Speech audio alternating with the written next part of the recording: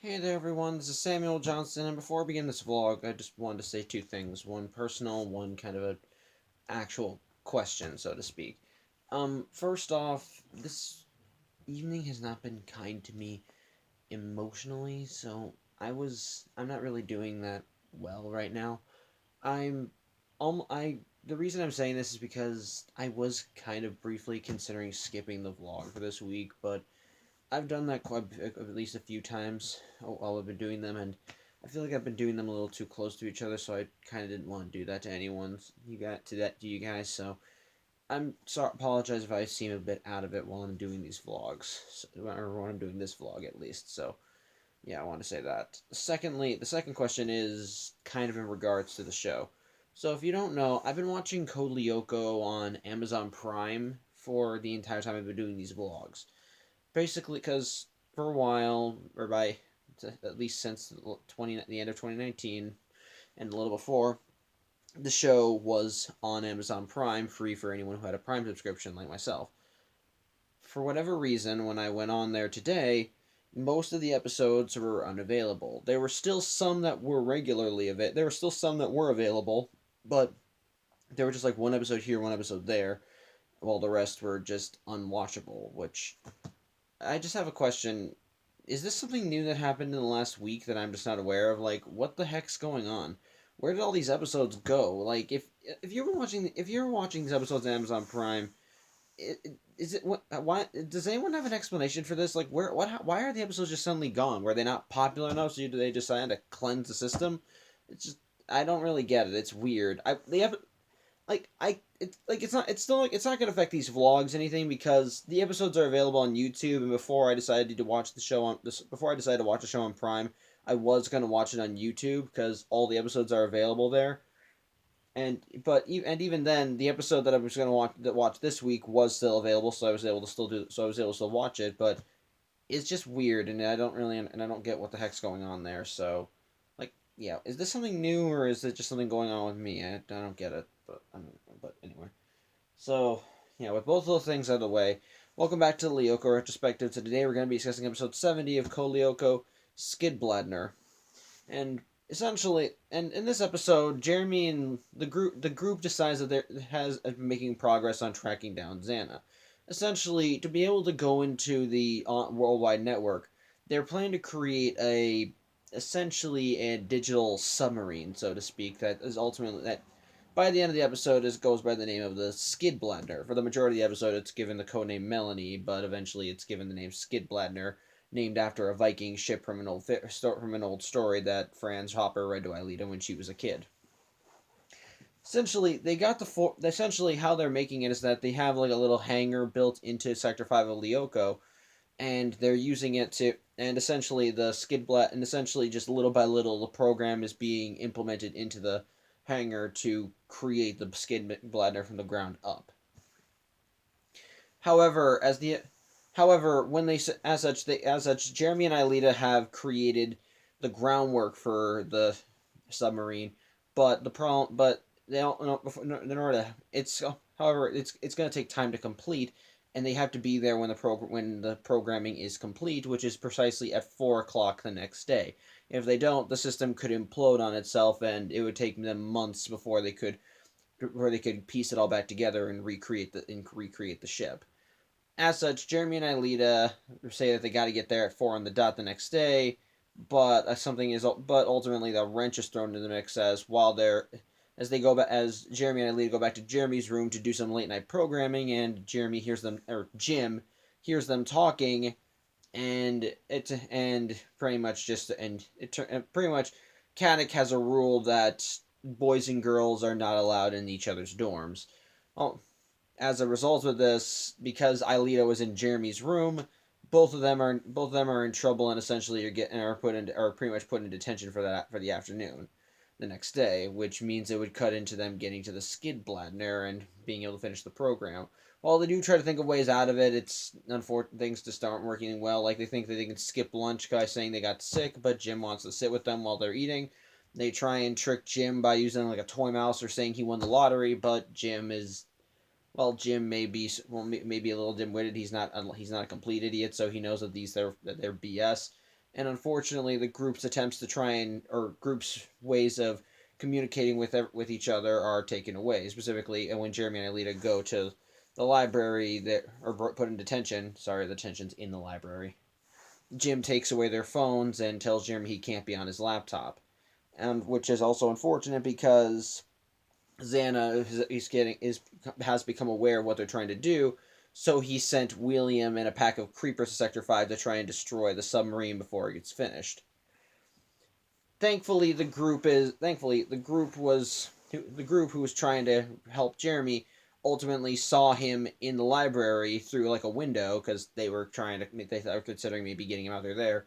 And Jeremy sees them and he manages to use Morse code from light on his watch to try and tell them that something's going on Lyoko and that they need to get there immediately. As such, Jeremy is able to use his laptop to communicate with Yumi and help her and guide her through the virtualization process so that at least Ulrich and Odd can go on Lyoko.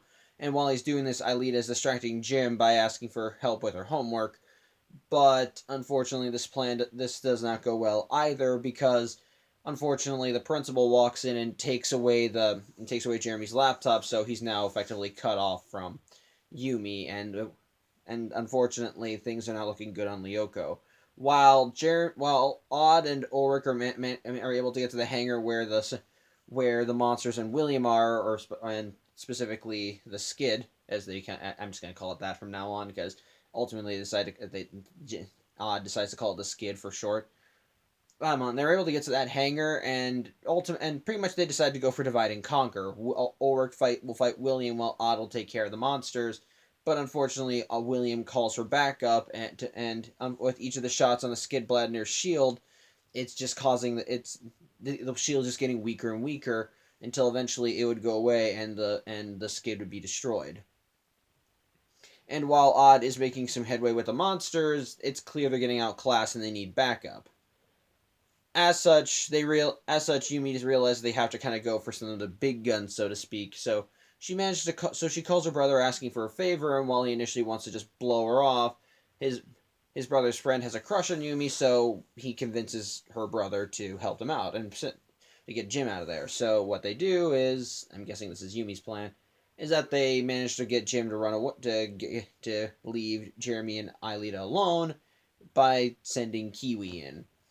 I'm not kidding. They just push him into the room, and Jim's like, oh, look at that, a mechanical dog, real funny. But then when Kiwi does typical dog stuff, Jim quickly realizes, oh, that's a real dog, and he goes chasing after Kiwi when he runs off, allowing Jeremy and Leah the chance to run away and get to the factory. As such, while they do end up cutting it close, thankfully, by the end, Yumi and Aelita's additional aid, because with Jeremy there, Yumi can go in, pretty much their additional aid allowed them to take care of the remaining monsters and blast William away before the Skid could be destroyed. And thankfully, Jeremy is able to get there in time and implement the second phase of the program for the Skid. So everything is good.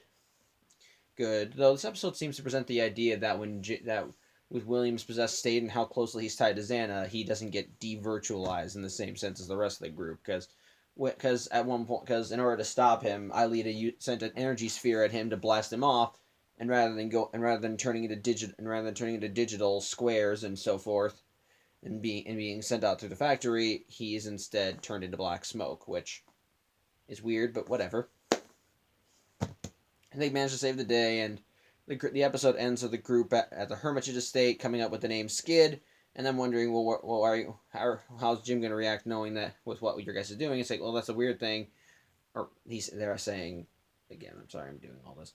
They're saying, well, how's Jim going to react to the fact that you guys ran off? And it's like, actually, we haven't seen Jim all day, and it turns out he's still chasing after Kiwi, so no repercussions.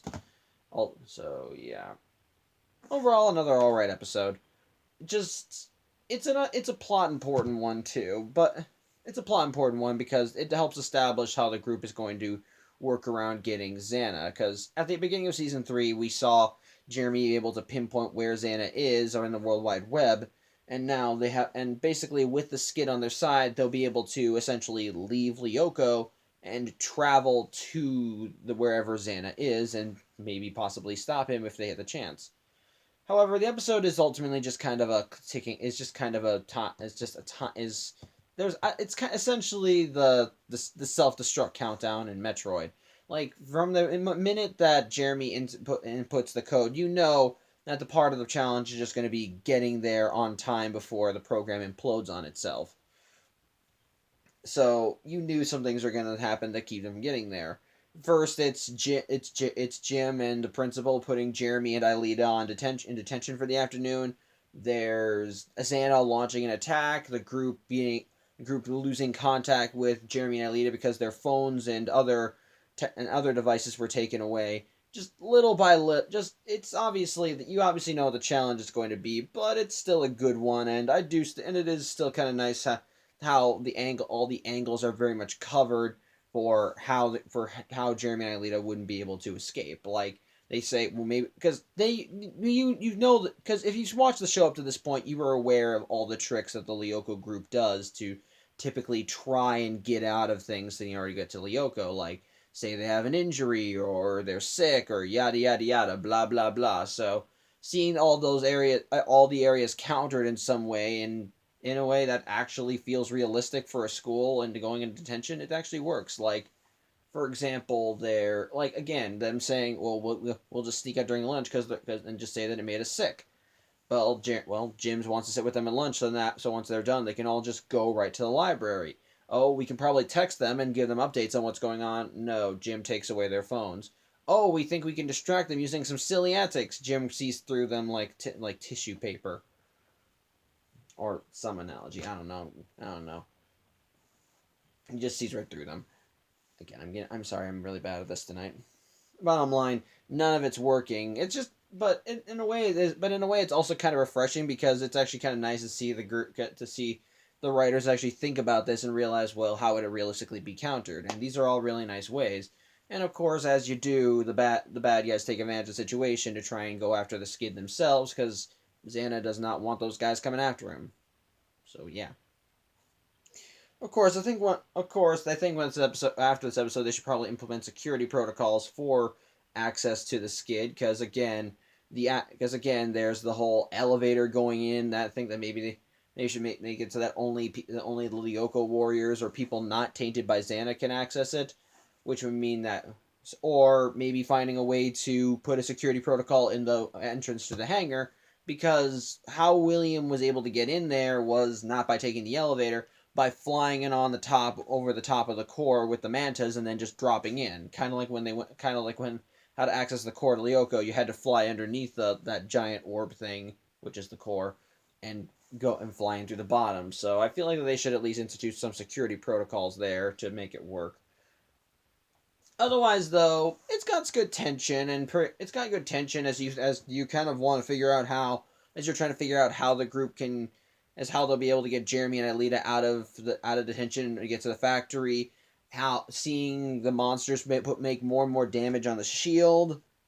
Them trying new ways that typically in other episodes would have worked, but this time they're not around. They're not because the teachers are written a bit more competently, which I don't like saying because I do because they aren't bad people. Just again, I just like the realistic nature with how they're working around it.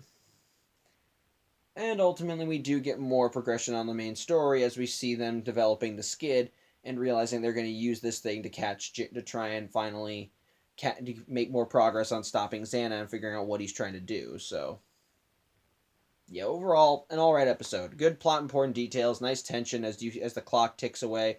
It's nice seeing how everyone just kind of being smart, everyone kind of being smarter, and how they're able to counter all the ways that the group would get around it. Just overall, just an all right episode. So yeah, that's about it.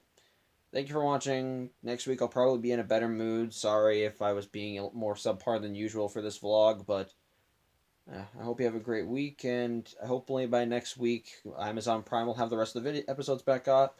If not, YouTube is still a thing. So, yeah, that's about it. I'm Samuel Johnson, and I hope you have a nice week. Take care.